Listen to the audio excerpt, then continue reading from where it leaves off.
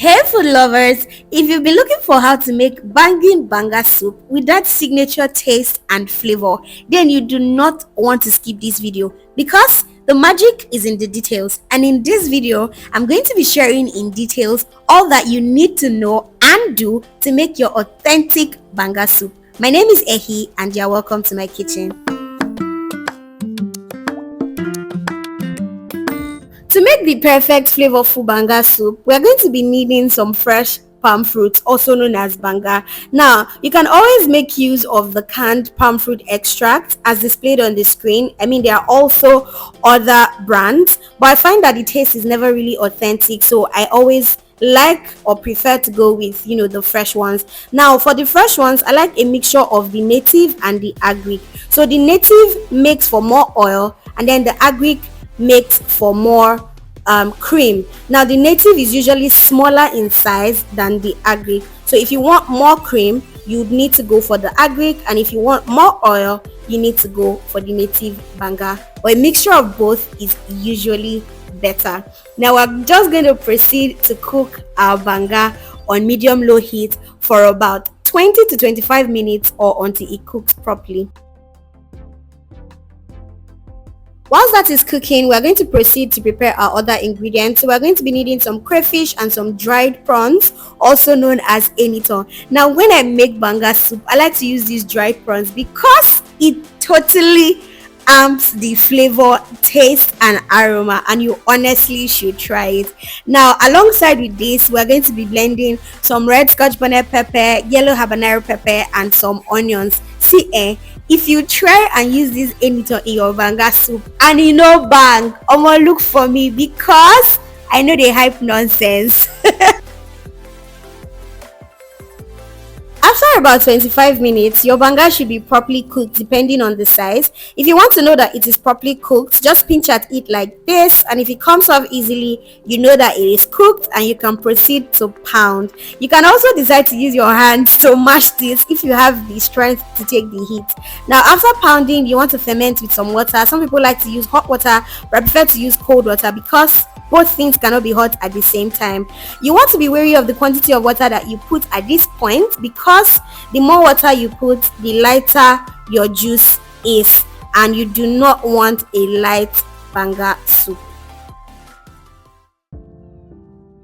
Into the banga cream, I added all of the things that we blended earlier: the peppers, onions, crayfish and dried prawns. Now some people like to boil their juice to a point before they start adding their ingredients, but this is just preference for me, and if you try it my way, trust me, you will never make banga soup any other way. Then I added in some seasoning, some salt and my banga spices. Now if you can get the raw banga spices in the market and process it, that is fine. If not, you can get the already processed one.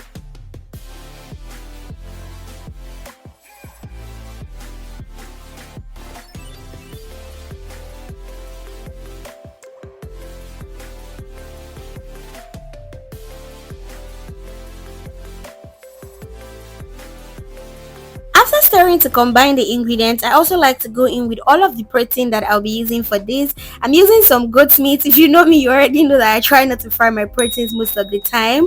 Some stockfish head, which has been pre-soaked in hot water to properly clean it, and some dried river fish. Then of course, what is banga soup without catfish? The catfish have already been pre-washed. If you want to know how to clean your catfish at home, then you can click the link up there to know how to do that. Now after putting everything in there, I'm just going to dump in banga stick.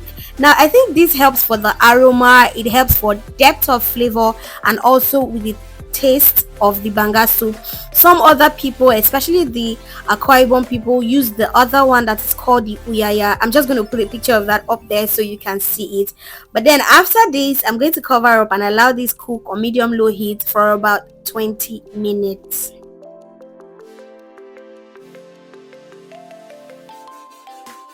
After about 20 minutes, this is what it looks like.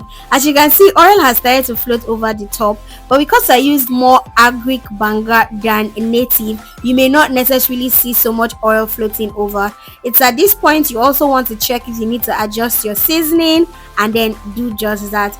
Please note that Catfish cooks really quickly, so at this point you want to stir with so much caution so that your catfish doesn't start to break in your soup.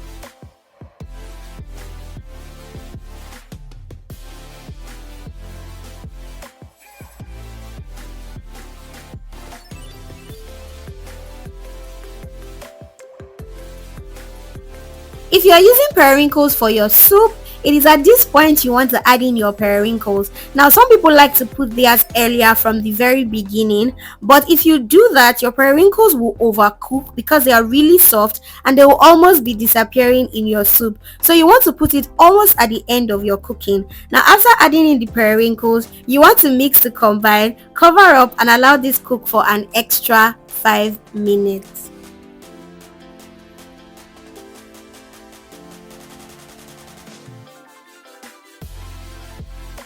After 5 minutes, guys, this is what we have. You can see that our soup is already looking so divine. I gave that a very quick stir, then I had to take out the banga stick. Please never forget your banga stick in your soup, very important. So it's at this point you want to add in any vegetable you'll be using to garnish your soup.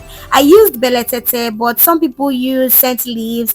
The Caribbean people use atama leaves, fresh or dry, so whichever one you are using, just put that in there, give that a good stir, cover up and allow it simmer on medium low heat for about a minute or two, and food is ready.